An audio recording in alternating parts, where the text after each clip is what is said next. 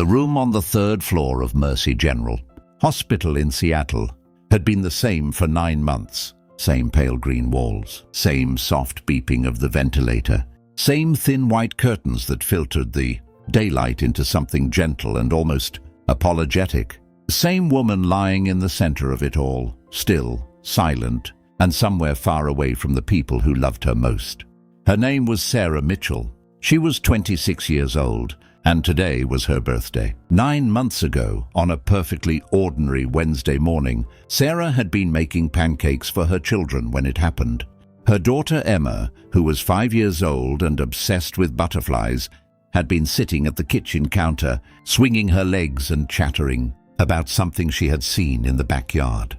Her son Jake, 7 years old and already convinced he was going to play professional baseball someday, had been arguing with Emma about whose turn it was to pick the cartoon, and Sarah had been standing at the stove, spatula in hand, laughing at both of them, when she suddenly went quiet. She dropped the spatula, she grabbed the edge of the counter, and then she fell. Her husband, Ryan Mitchell, had been coming down the stairs when he heard Emma scream. He found Sarah on the kitchen floor, unconscious, unresponsive, her breathing shallow and wrong. He called 911 with hands that wouldn't stop shaking. He held her face in his palms and said her name over and over like it was the only word he knew.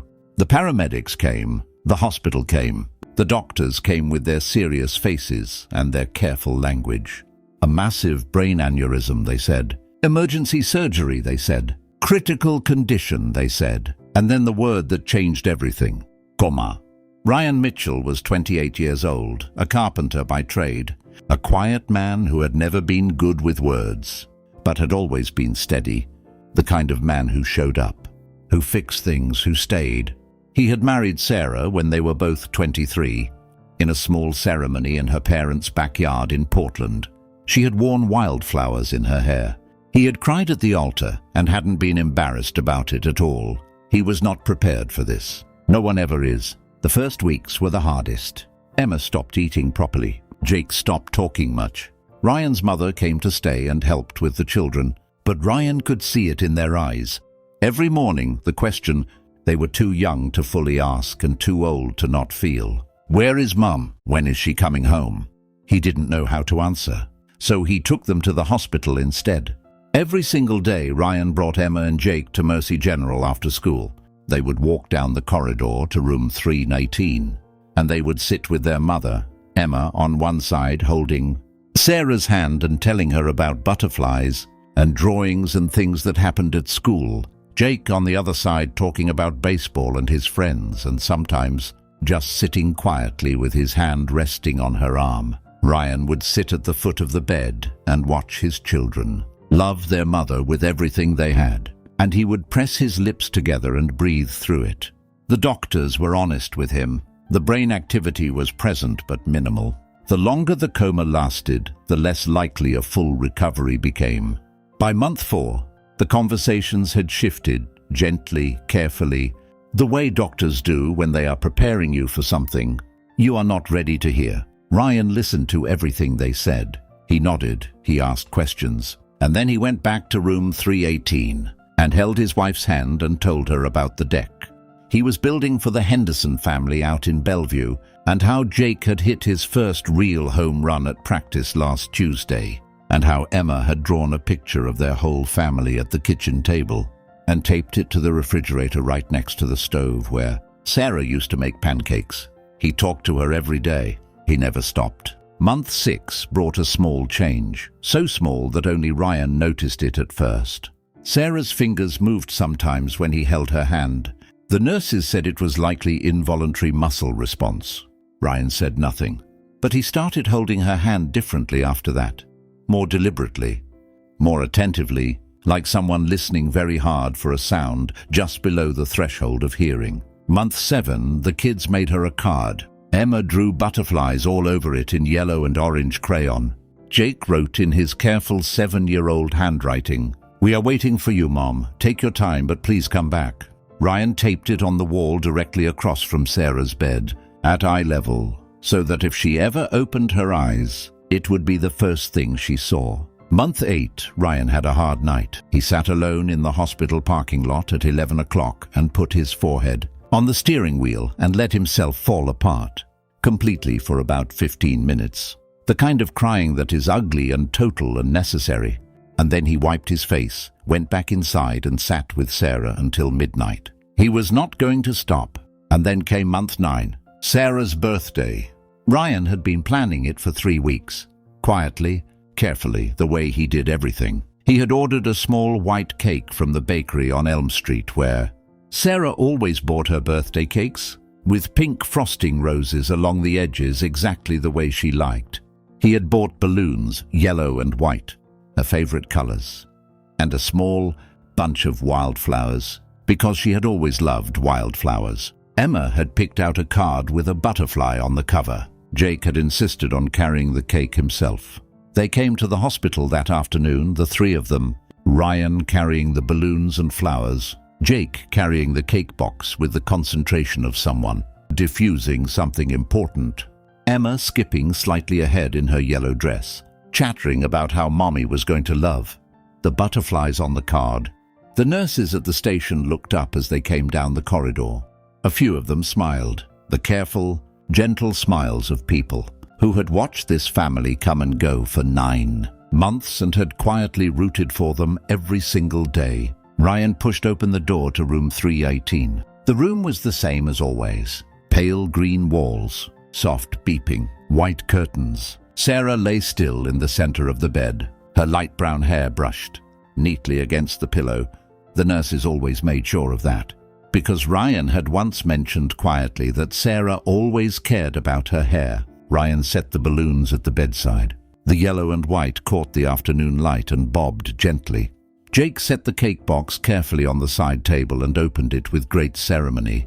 Emma climbed carefully onto the edge of the chair beside the bed, leaned close to her mother's face, and in her clear 5-year-old voice said, "Happy birthday, Mommy. We brought you cake. It has pink flowers on it and Jake only dropped the box once." "I didn't drop it," Jake said immediately. "You wobbled it." "That is not dropping," Ryan laughed, a real laugh, the first one in a long time, and sat down beside the bed and took Sarah's hand the way he always did. "Happy birthday, sweetheart," he said quietly. "We're all here." The room was quiet for a moment except for the beeping and the soft sound of the balloons moving in the air.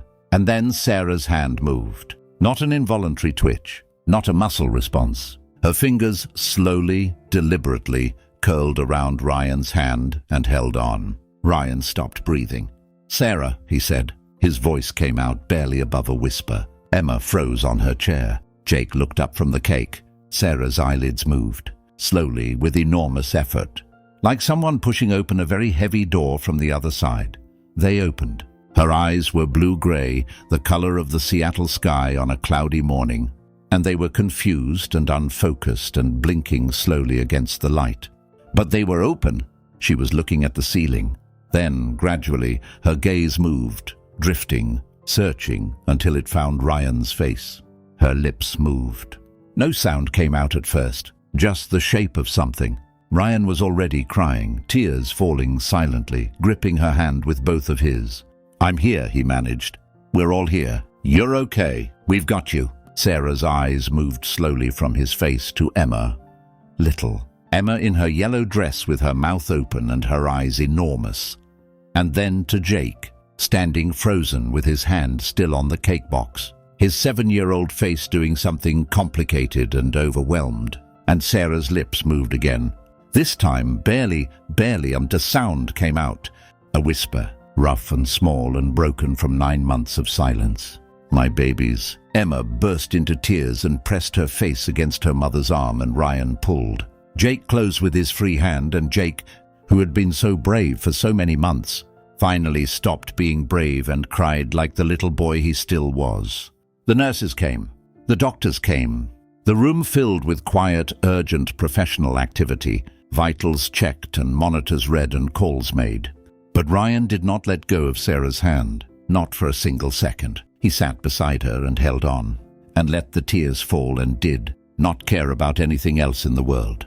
Later, much later, After the doctors had finished their assessments and the room had gone quiet again, a nurse came to the doorway and found Ryan still sitting beside Sarah's bed. Emma was asleep in the chair on the other side, her small hand resting on her mother's arm. Jake was asleep across two chairs pushed together against the wall, his jacket folded under his head. Sarah was awake, weak, exhausted, still finding her way back, but awake. Her eyes were on Ryan's face. "You stayed," she whispered. It cost her something to say it. Ryan shook his head slowly. "Every day," he said.